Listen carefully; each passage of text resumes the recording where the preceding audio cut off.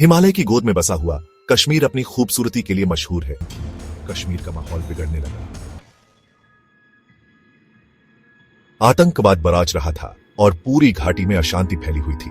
सारा की सुरक्षा की चिंता करते हुए उनके माता पिता ने उन्हें लंदन भेजने का मुश्किल फैसला लिया। परिवार के लिए यह बहुत दुखद था, लेकिन उन्हें लगा कि सारा की पढ़ाई के लिए सुरक्षित जगह जरूरी है। अपना प्यारा घर छोड़ना सारा के लिए आसान नहीं था। उन्हें अपने परिवार, दोस्तों और अपने आसपास की हर चीज की याद आती थी। फिर भी वो अपनी लाइफ के इस नए चैप्टर का पूरा फायदा उठाने की ठान चुकी थी। अपने अंदर के हौसले और परिवार के सपोर्ट से सारा एक नए देश के सफर पर निकल पड़ी, अपने साथ एक बेहतर फ्यूचर के सपने लिए। लंदन, एक बड़ा शहर, अपने इतिहास और कल्चर के लिए फेमस, ने सारा का खुले दिल से स्वागत किया। शहर का माहौल और अलग अलग तरह के लोग सारा को कंफर्टेबल लगे। सारा ने एक अच्छे कॉलेज में एडमिशन लिया और अपनी पढ़ाई में डूब गई। अपनी समझदारी से उन्होंने अपने प्रोफेसर्स को भी इंप्रेस किया। नए देश और कल्चर में ढलने की मुश्किलों के बावजूद सारा ने पढ़ाई में बहुत अच्छा किया। नए विचारों और अलग अलग नजरियों को जानने का उन्होंने पूरा मौका लिया। लंदन में उनका समय उनके पर्सनालिटी और नॉलेज के लिए बहुत अच्छा साबित हुआ। उन्हें दुनिया के प्रॉब्लम्स और देशों के आपसी संबंधों की गहरी समझ हुई। लेकिन कश्मीर की अशांति सारा के मन को परेशान करती रही। वो अपने वतन में शांति चाहती थी। कुछ करने की ठान कर वो स्टूडेंट्स ग्रुप्स और ऑर्गेनाइजेशंस में शामिल हो गईं, जो ह्यूमन राइट्स और सोशल जस्टिस के लिए काम करते थे। दुखी और कमजोर लोगों के लिए सारा की आवाज उम्मीद की किरण बन गई। इन एक्टिविटीज के थ्रू सारा ऐसे लोगों से मिली जिनके विचार उनके जैसे थे। उन्होंने दुनिया भर के लोगों से दोस्ती की, जिससे उनकी सोच और भी ब्रॉड हुई। लंदन, जो कभी एक अनजान जगह थी, अब सारा का दूसरा घर बन गया। यहीं पर उन्हें अपनी आवाज, अपना मकसद और अपने प्यार मिले।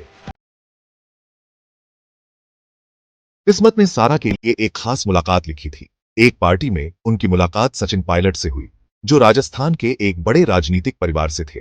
सचिन भी सारा की तरह लंदन में पीआर रहे थे और पॉलिटिक्स और सोशल चेंज में उनकी दिलचस्पी थी।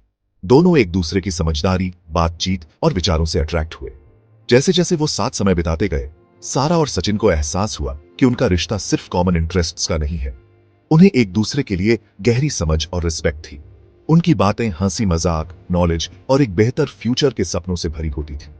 हर दिन के साथ उनका प्यार बढ़ता गया, सीमाओं और कल्चरल डिफरेंसेस से परे। उनकी लव स्टोरी आसान नहीं थी।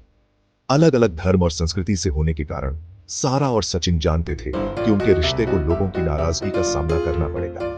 लेकिन वो अपने प्यार के लिए लड़ने को तैयार थे, क्योंकि उनका मानना था कि ये एकता और समझदारी की ताकत का सबूत है। शुरू में उनके परिवारों को थोड़ी हिचकिचाहट हुई, लेकिन धीरे धीरे उन्होंने उनके रिश्ते को स्वीकार कर लिया। उन्होंने सारा और सचिन के प्यार और रिस्पेक्ट को समझा।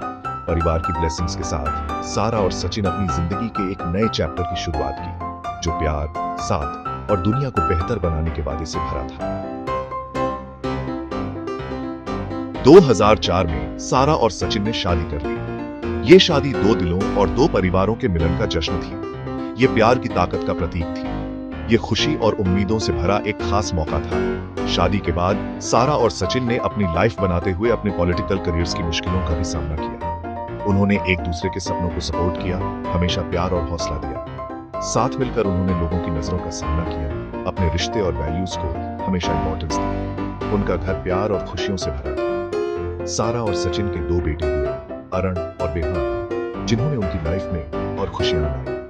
माता पिता के रूप में उन्होंने अपने बच्चों को वही वैल्यूज सिखाए, दया, समझदारी और समाज के प्रति जिम्मेदारी।